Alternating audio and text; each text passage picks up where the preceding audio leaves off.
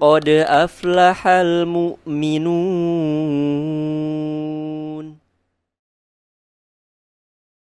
Oke, nih satu lagi nih agak menarik juga. Agak dipercepat mungkin ya. Di sini pertanyaan dari Mr. X juga atau dari Ahi X. Afi X. Assalamualaikum Kak, saya pernah belajar ilmu yang mengamalkan ayat-ayat Al-Quran, puasa dan lainnya yang bisa dilakukan umat Islam, yang biasa dilakukan umat Islam. Saya lakukan agar saya bisa mengobati orang. Saya yakin ini ilmu putih, tapi saya bertemu. Ini pernah ketemu saya nih. Tapi saya bertemu Kang Restu, katanya ilmu yang dipelajari adalah ilmu setan. Saya mohon penjelasan lebih detailnya. Apa yang harus saya lakukan terkait ilmu ini? Jadi dia ngilmu tapi dengan ayat-ayat Al-Quran, puasa dan lain sebagainya. Iya, jadi gini. Dia mikirnya ilmu putih gimana? Ya, jadi gini. Kebetulan ini memang orangnya ketemu sama saya langsung ya, diskusi sama saya langsung. Jadi si orang ini melakukan tadi dia ngamalin puasa. Oke, Terus puasa. dia ngamalin wirid-wiridan gitu. Wirid. Tapi itu nggak ada syariatnya, nggak ada sesuai dalilnya. Harapannya dia dengan mengamalkan itu katanya dari gurunya. Dari gurunya itu ustad, dari seorang ustad gitu. Ngamalin ini nih gitu. Nanti bakal bisa ngobatin orang. Saya penasaran. Coba praktekin sama dia. Ngobatinnya apa? Tadi kayak yang pertama, dia keluar raganya terus dia muntah-muntah gitu. Nah, terus apalagi yang dia bisa juga memanggil setan ke dalam dirinya dia, manggil jin. Nah, ternyata pas di wiritannya itu memang nggak sesuai syariat. Ya nggak ada wiritan kayak gitu. Ya latif gitu. Kayak gitu. Terus juga ada tambahan zikir yang dia bilang wali di sebuah negeri di Baghdad ya. Tapi itu bukan wali ternyata itu adalah jinnya. Ini pengalaman ini real ya? Ini real. Ketemu juga ya? Ketemu. Jadi dia tuh nyangka emang gue mau belajar ilmu ini karena ini memang ilmu putih. Ya, karena gue puasa, wirid gitu kan. Bener. Tapi setelah kita Mas Restu puasa juga aneh. Puasa juga aneh. Puasa juga aneh. Dia puasa mutih gitu lah, nggak kayak puasa selama 40 hari. Saya lupa nih. Yang ini saya bagian ini lupa.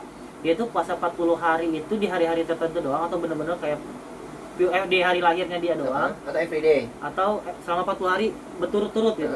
Saya lupa ini. Dan juga puasanya ini kayak dia nggak makan nasi gitu. Kayak nggak makan nasi, jadi kayak bukanya juga ya udah. Saya juga nggak begitu paham sih bagaimana detailnya ya, gitu tapi ya. Dia bilang nggak makan nasi sih. Cuman mungkin emang yang di benak dia karena ada puasa, ada baca wirid, ya udah ini ilmu putih.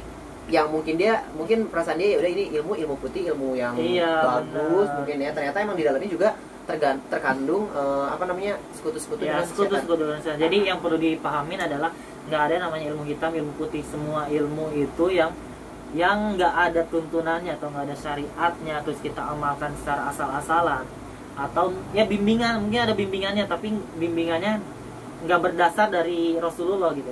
Ya itu adalah ilmu setan gitu. Walaupun apapun itu namanya ilmu hitam, ilmu putih, itu pokoknya itu pure, itu adalah ilmu setan. Kalau logikanya aja, misalkan dia pengen kebal, dia pengen bisa ngobatin orang gitu, pengen berinteraksi dengan yang seperti itu. Rasul aja saat perang Uhud itu dia tidak kebal, dia giginya sampai patah gitu. Terluka juga. Bahkan Hamzah yang imannya kuat, dia nggak punya ilmu rawa rontek tuh. Dia benar-benar meninggal ditebas, benar-benar badannya dimutilasi, meninggal juga pamannya Rasulullah. Dan sahabat-sahabat lain pun begitu gitu, nggak ada yang memiliki ilmu-ilmu seperti ini. Dan saat pengobatan pun ya nggak ada yang dia keluar rohnya, keluar raganya gitu. Ya dia menggunakan ayat-ayat Al-Quran aja, dia mengobati dengan tuntunan yang sesuai dengan yang Rasulullah sampaikan di dalam hadis-hadisnya. Menggunakan ayat-ayat ruqyah. Siap. Sih. Semoga nih teman-teman RTH di rumah nih yang bertanya pertanyaan-pertanyaan yang dia nanya nih Den, apa yang harus dilakukan? Yang harus dilakukan yang pertama adalah bertobat kepada Allah, istighfar kepada Allah, terus murnikan lagi tauhidnya kepada Allah kalau yakin kita memintanya kepada Allah. Dan yang terakhir adalah coba lakukan ruqyah mandiri, atau kalau misalnya tidak bisa melakukan ruqyah mandiri, lakukan kepada ustadz-ustadz yang memang melakukan ruqyah syariah. Itu udah banyak kok rumah-rumah ruqyah di Ruqyah Center udah banyak di Indonesia ini, bisa langsung datang ke sana aja. Berarti teman-teman juga harus hati-hati ya Kak ya. Betul. Harus hati-hati banget ya. Harus hati-hati. Semoga nih penjelasan dari Kak Restu nih tadi teman-teman di rumah nih yang bertanya, kalau menurut saya ini pertanyaannya amazing ya, karena beda dari yang lain gitu ya, yang sesi ini gitu kan. Semoga nih teman-teman di rumah nih bisa menangkapnya dengan baik, dan mohon maaf juga nih kayak kalau misalkan Ya. kita ada salah-salah dalam penyampaian ya kayak. Iya, benar. Manusiawi, Saya kan? manusiawi masih kurang ilmunya. Semoga kita di sini kita juga saling belajar, saya juga belajar, coba meningkatkan diri lagi lah supaya bisa lebih bermanfaat lagi untuk sebanyak-banyaknya orang ya. Karena kan khairun nas anfa'uhum linnas. Sebaik-baiknya manusia adalah yang bermanfaat untuk manusia lainnya. Betul, betul, betul. Nah, baik.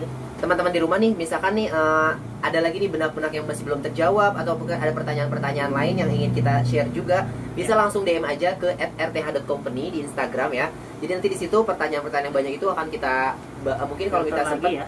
kita filter, kalau sempat kita yang Kita jawab singkat-singkat mungkin kita balas chat ya. Kalau Ya. misalkan pertanyaannya kayak tadi nih yang harus kita beberkan panjang lebar, harus berkaitan dengan ini itu, mungkin kita akan live, kita akan jawabnya secara dengan penjelasan secara video kayak gini ya Kak ya. Betul. Mungkin itu aja nih penyampaian di sesi kita kali ini. Saya Dedan Pratama dan juga Saya Restu Anggara. mengucapkan banyak terima kasih. Wassalamualaikum warahmatullahi wabarakatuh.